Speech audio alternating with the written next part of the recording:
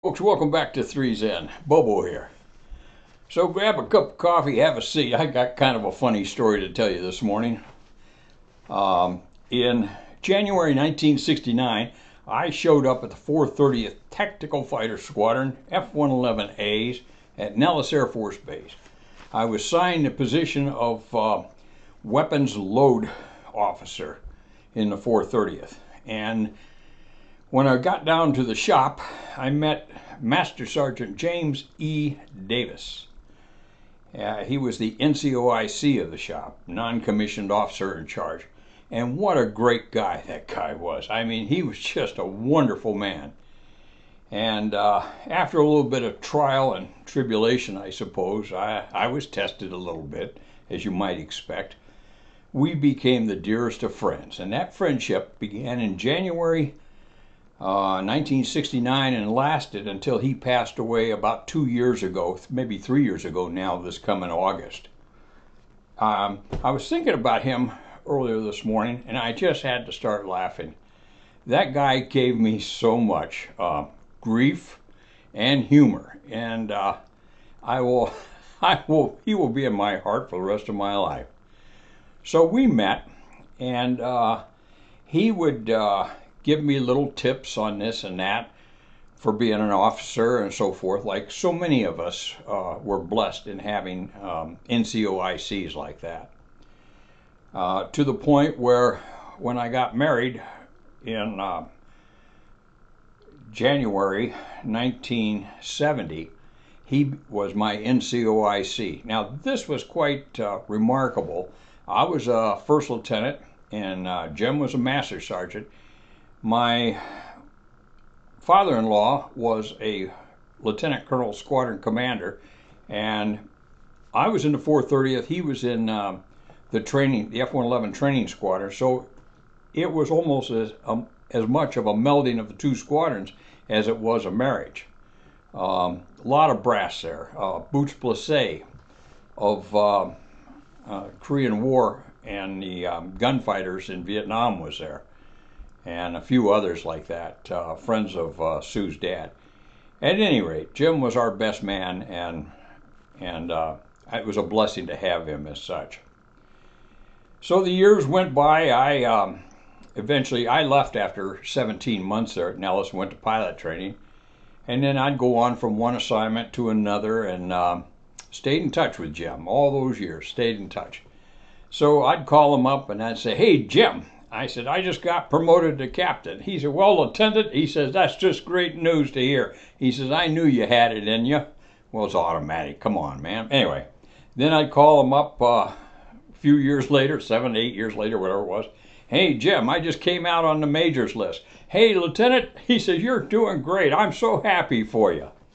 Then finally, I called him up and I said, "Jim," I said, "I just made Lieutenant Colonel." And he says, "Well, Lieutenant," he says, "I am so proud of you." And I said, "Jim," I said, "you need to take a pause here a moment. It's Lieutenant Colonel, asshole." And he says, "Yeah, how thoughtless of me." "Well, Lieutenant Colonel, asshole," he says, "I'm real proud of you." I was better off leaving it alone.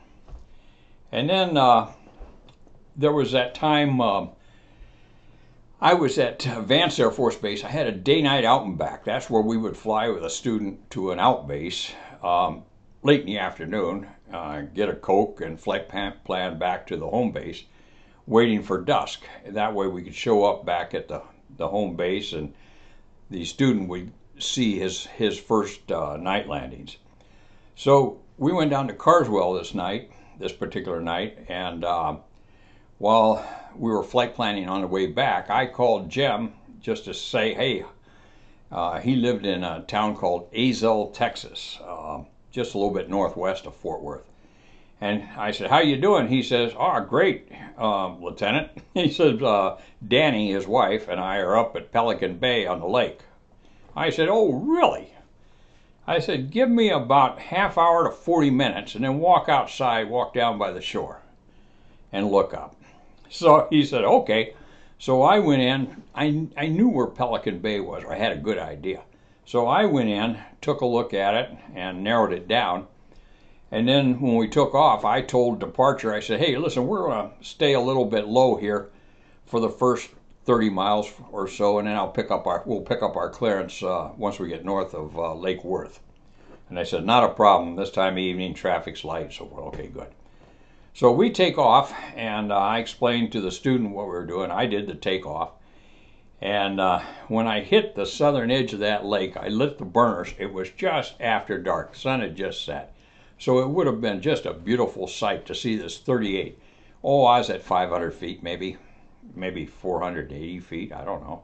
Anyway, so I went smoking up that lake, just having a ball. And usually when you're having a ball in burner like that, you're probably not doing something that's quite legal. But it was sure fun. So I go smoking up that lake, and when I got past Pelican Bay, I just pulled it into a climb and went up to about 17.5 till we could get our clearance. And then next day I get a call from Jim, and he said, "Hey, Lieutenant," he says, "that was just shit hot." He said, "Can you do it again tonight?" He said, "I'll bring a few of my friends out." Well, I always operated by a rule I heard in pilot training: one pass and haul ass. You don't go back. So I said, "No, Jim." I said, we're not going that way tonight. So he says, "But that was so fantastic." He says, "I'll never forget that, Lieutenant." I says, "Well, thank you." So 3 years ago, I get a call from Danny, and she said, "Bobby," she said, Jim's not doing too well." She says, "I just don't know how much more time we have together." And I said, "Well, I'll be right down." I lived in Ohio.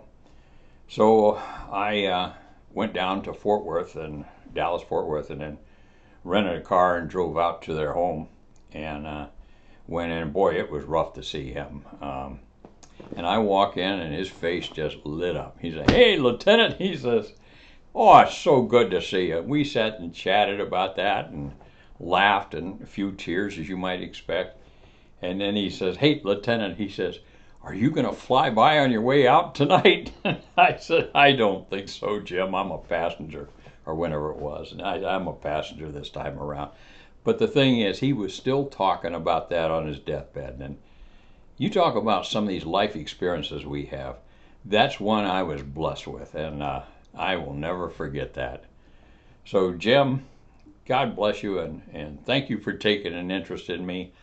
And I suppose the message I'd leave with the young fellows that are perhaps watching this: pay attention to these older guys. They have something sometimes to tell you, and you'll never regret their wisdom. There's a lot of folks around with a lot of knowledge and a lot of that education, but there's very few with the wisdom that Jim had. And I hope to take his wisdom and pass it on to you folks. It doesn't do me any good to hold on to it. So, Jim, thank you so much for everything you gave me. And hopefully through some of these stories, I'll pass along your wisdom to some others. One thing we used to laugh about, and I'll tell you right up front, it's stupid.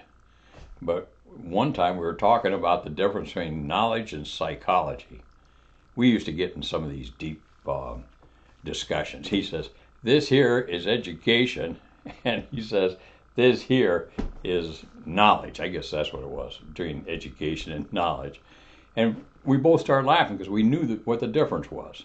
Like I said, it might be silly, but God, we laughed about that for years. Sometimes you got knowledge, and sometimes you got education. And sometimes you need a 2x4 to get them sorted out. At any rate, it's good to see everybody. I'll be chatting with you again here very soon. This is Bobo, Base Gear Stop. And God bless you, Jim.